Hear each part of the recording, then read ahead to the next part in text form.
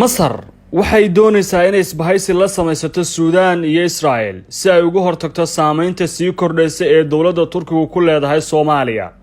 waa ciwaanka warbixin uu qoray wargeyska ama barta warbaahineed ee almunitar ee laga leeyahay dalka maraykanka ka soo baxda ama saldhigeedu yahay, uuna qoray khaalid xasan oo ah mid ka mid a wariyaasha sida weyn u daraaseeyey xiriirka siyaasadeed ee wadamadan iyo saameyntooda ku wajahan Soomaaliya. waana tabinta warbixinta oo aanu dib afkeena Soomaaliyeed ugu rognay. masaaridu waxaa lagu waramayaa inay raadinayso isbahaysi ay la samaysato wadamada Suudaan iyo Israel si ay u hor istaagto loogana hortago dhaqdhaqaaqyada Turkiga ee badda Cas. Qaahira waxay isku dayaysaa inay ka hortagto saameynta Turkiga ee badda Cas iyo hamiga madaxweynaha Turkiga Recep Tayyip Erdogan ee gobolka. waxaa soo baxaya warar sheegaya inay samaysato isbahaysi saddex-geesooda oo ay la yeelanayso Suudaan iyo Israel. yani fasaak oo ah wargeys maalinle ah dowladda Turkigana aad ugu dhow ayaa 14 bisha November soo wariyay inay kulan yeesheen saraakiil sarsare oo ka socda militariga Masar, Suudaan iyo Israel. meesha kulanku ka dhacay taariikhda kulanka lama sheegin, daahana lagama qaadin. waxay ka wada hadleen baa la sheegay inay tahay ammaanka gobolka badda Cas iyo qorshayaal lagu xadidayo saameynta Turkiga ee gobolka iyo badda Cas. codsi masaarida ka yimid ayaa ahaa inay Masar u fududeeyaan duulaanka Turkiga ee Soomaaliya, gaar ahaanna Suudaan ay sahasho, Israelna ay qayb ka noqoto. wargeysku wuxuu daaha ka qaaday oo tilmaamay kulan ay ka qayb qaateen saraakiil ka socota sirdoonka guud ee Masar, wasiirka difaaca ee Masar, ku-xigeenkiisa iyo taliyaha ciidamada gobolka koonfureed ee Masar, kaasoo iyana looga hadlay isla arrintan. Major General Hamid Bashat oo ah xubin ka mid ah guddiga u xilsaan arrimaha gobolka ee baarlamaanka Masar 16 November bishan, isagoo ka faalloonaya saameynta sii kordhaysa ee Turkigu Soomaaliya ku leeyahay, waxa uu yiri Masar si fiican ayay ula socotaa dhaqdhaqaaqyada xaasnimada ee Turkiga Soomaaliya ka wado, kuna doonayo inuu badda Cas ku maamulo.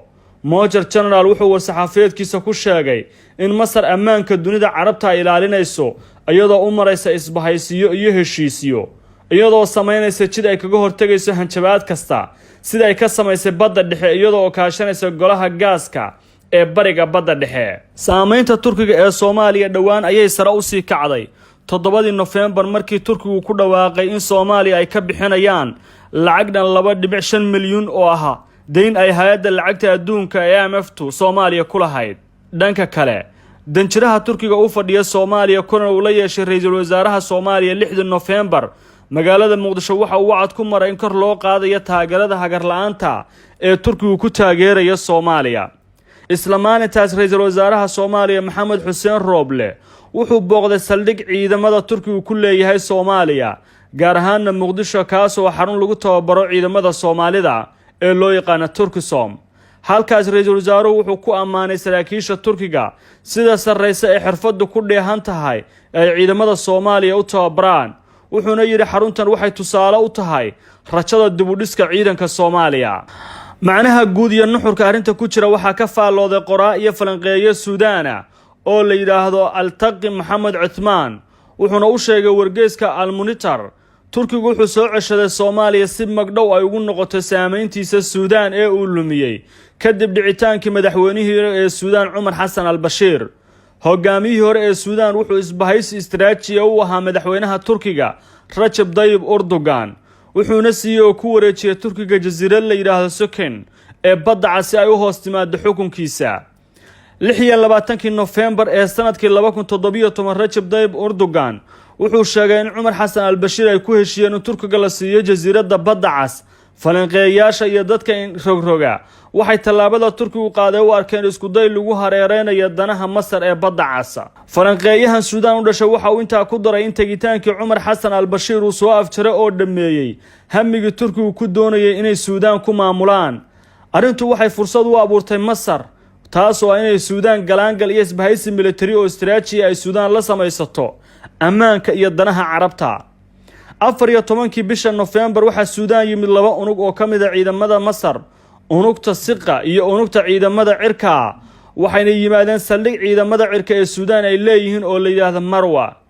ciidamada Masaarida iyo Suudaan waxay wada sameeyeen dhoolatus ciidan dabridka ciidamada labada dhinac sameeyeen waxaa loogu yeeray gorgorka koowaad ee Niilka. taariikhdu waa markii ugu horeysay ee labadan wadan dhoolatus ay wada sameeyaan ama dabrid. Altaqi Maxamed Cithmaan isagoo ka faaloonaya isbahaysiga Masar la sameynaysa Suudaan iyo Israa'iil wuxuu leeyahay Masar waxay isku dayaysaa inay ka faa'iideysato xiriirka Suudaan iyo Israa'iil si ay u dhisto isbahaysi ka hortagi kara hamiga Turkiga ee Badda Cas. wuxuu sheegayaa in isbahaysigu uusan kaliya ku koobnayn saddexdan wadan. Sacuudiga ayaa soo galay oo awalba xiriir la lahaa Israa'iil inkastoo aan la shaacin marka loo eego xasaasiyadda mowqifkeeda. 23 Oktoobar ee sanadkan madaxweynaha Mareykanku wuxuu ku dhawaaqay in Suudaan iyo Israa'iil ku heshiiyeen inay yeeshaan cilaaqaad iyo xiriir.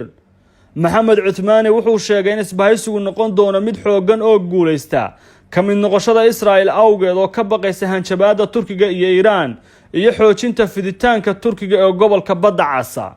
Amini Al-Tawiil oo ah khabiirad ka faaloota arrimaha Afrika kana shaqeysa xarunta Al-Ahram ee daraasadaha istiraatiijiyadda iyo siyaasadda waxay u sheegtay wargeyskan ma aha markii ugu horeysay ee Masar raadiso jid adag oo xoog badan oo ay kaga hortagayso Turkiga. Hore waxay Masar dhoolatus iyo iskaashi la sameysay Sacuudiga si loo ilaaliyo Badda Cas iyo khatar kasta oo soo wajahada haaggan. Amini waxa ay xustay in Masar ay daahfurtay koonfurta Badda Cas saldhig ciidan si looga hortago hanjabaadaha Turkiga iyo hamigiisa gobolka. Tawiil waxay rumaysan tahay in dadaalada Masar ee ku aadan keenista dhinacyo cusub ay tahay tallaabo wanaagsan oo ay yeelan doonto saameyn wax ku ool oo awood leh, gaar ahaan inta Israa'iil ay doonayso ama u baahan tahay inay ka ilaaliso Badda Cas khatar kasta Iiraan iyo Turkiga ku noqdaba. 22 Janaayo ee sanadkan Masar waxay ku dhawaaqday in Sacuudiga la sameynayso dhoolatus ciida ama dabridka xagga badda oo loogu magac daray Morgan 16 wuxuuna ka dhacay Badda Cas. ujeedada waxay ahayd in kor loo qaado ammaanka badda iyo gobolka lagana hortago khatar kasta iyo hanjabaadaha taagnaa. 15 Janaayo waxay daahfurtay Masar saldhigga ciidan ee lagu magacaabo Prince oo ah kan Badda Cas iyo Afrikaba ugu weyn. wuxuu ku fadhiyaa dhul aad u ballaaran oo ah xeebaha Badda Cas. hadafka iyo ujeedada saldhiguna waxay tahay in xeebaha Carabta ee Badda Cas laga ilaaliyo weerar kasta. Tawiil waxa ay tiri Turkigu wuxuu doonayaa inuu abuuro aag uu saameyn ku yeesho oo Badda Cas isagoo muhiimad gaar ah siinaya marinka ugu weyn ee ganacsiga adduunka. nasiib darro Erdogan wuxuu ka faa'iideystay saboolnimada Soomaaliya iyo dagaalada sokeeye si uu u xoojiyo saameyntiisa. wuxuu maamulayaa dhinacyada dhaqaalaha iyo ciidamada. tani waa run maadaama gaar ahaan Soomaaliya ay leedahay kheyraad saliideed oo badan, maadaama Turkigu la ildaran yahay yaraanta kheyraadka saliideed uusan kala saaraynin goobaha gacanka cadmeed iyo halka laga galo Badda Cas ayna u tahay muhiimad iyo yool Turkiga ayay warbixinteeda iyo falanqaynteeda ku soo gabagabaysay gabadhan daraasadda ka diyaarisay wargeyska Al-Ahram ee ka soo baxa dalkaasi Masar.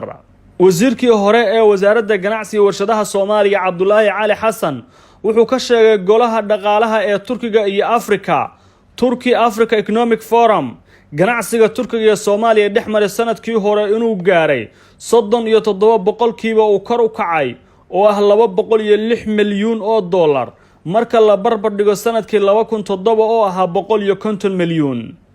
September 2017 Turkigu wuxuu daahfuray saldhiggii ugu weynaa ee ku yeeshay meel ka baxsan wadankiisa. saldhiggan oo ah mid lagu tababaro ciidamada ayuu Turkigu ka daahfuray koonfurta Soomaaliya gaar ahaan Muqdisho waxaana daahfuray Erdogan January sanadkan. wuxuu ku dhawaaqay inay soo saarayaan kheyraadka iyo shidaalka ceegaaga biyaha Soomaaliya. Turkigu tamarta uu soo dejisay sanadkii 2019 waxay gaaraysaa 40 bilyan sida laga soo xigtay madaxa tirakoobka ee Turkiga.